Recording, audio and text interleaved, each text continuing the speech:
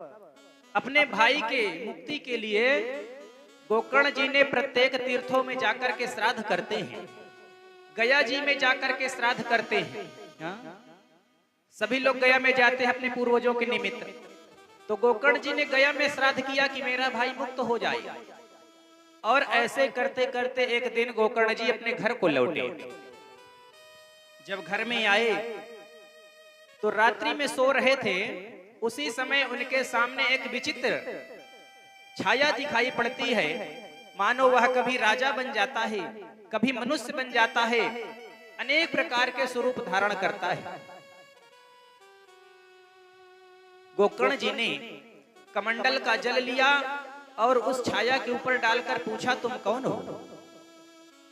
तब उधर से आवाज आई कि भैया, अहम भ्राता तो दीयोष्मि धुंधुकारी नामतः स्वकीये नैव दोषेण ब्रह्मत्वं नासितं मया।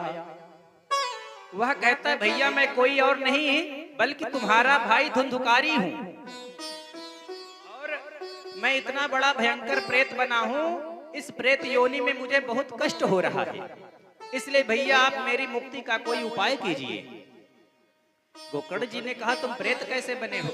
मैं तो तुम्हारे लिए गया में श्राद्ध कर आया, एक दो श्राद्ध नहीं किया। गया श्राद्ध सतेरनापी, मैंने सैकड़ों श्राद्ध किए हैं। तो धुंधुकारी कहता है, भैया गया श्राद्ध सतेरनापी मुक्तिर्मेन भविष्यति।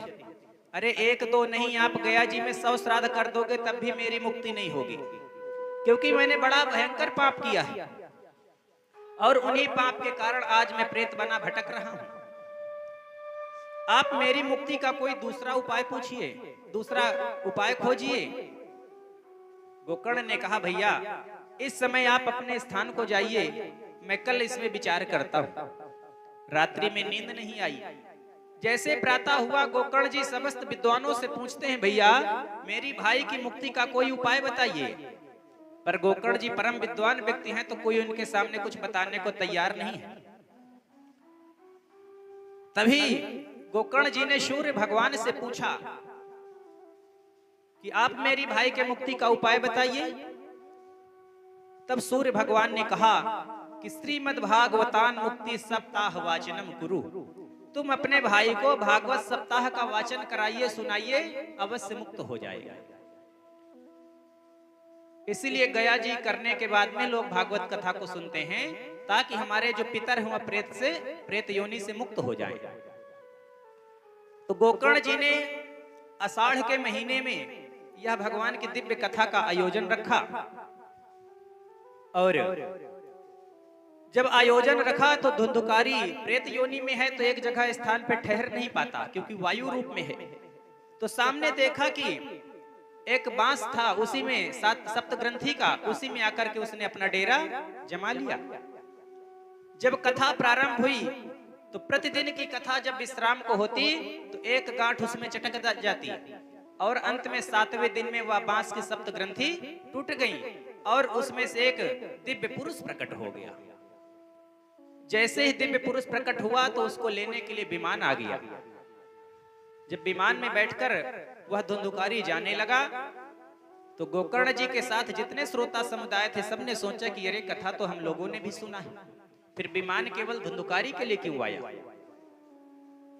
पार्षदों ने कहा कि कथा तो आप सब लोगों ने सुना, पर सबके सुनने में भेद हो गया, क्योंकि धुंधुकारी अपनी मुक्ति की इच्छा के लिए सुन रहा था।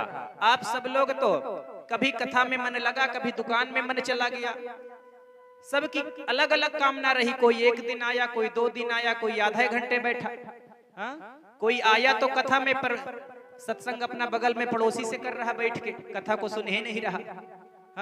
तो आपकी कथा श्रवण में भेद हो गया, इस कारण से आपको लेने के लिए विमान नहीं आया। इसलिए जब कथा में बैठे तो केवल कथा को ही सुनना चाहिए, अपनी घर की व्यथा को कथा में नहीं सुनाना चाहिए। गोकर्ण जी ने अपने समस्त श्रोताओं को समझाया कि देखो इस बार तो हम लोग चूक गए, अब चलो कोई बात नहीं, दोबारा फिर से हम इस कथा का आयोजन रखते हैं। अब कि सब लोग बड़े तन्मय होकर के कथा को सुनना है, क्योंकि यह समय बार बार मिलने वाला नहीं है। और पुनः जब यह कथा का आयोजन किया, सभी लोगों ने बड़े भक्ति भाव से कथा को सुना। जैसे ही कथा विराम को प्राप्त हुई, कथा के मध्य में ही भगवान विष्णु स्वयं प्रकट हो गए। बोले विष्णु भगवान की जय। गोकर्ण महाराज को हृदय से लगा दिया और सभी जो श्रोता समुदाय थे सबको लेकर के भगवान अपने गोलोक धाम को चले जाते हैं। इस प्रकार यह धुंधुकारी का प्रसंग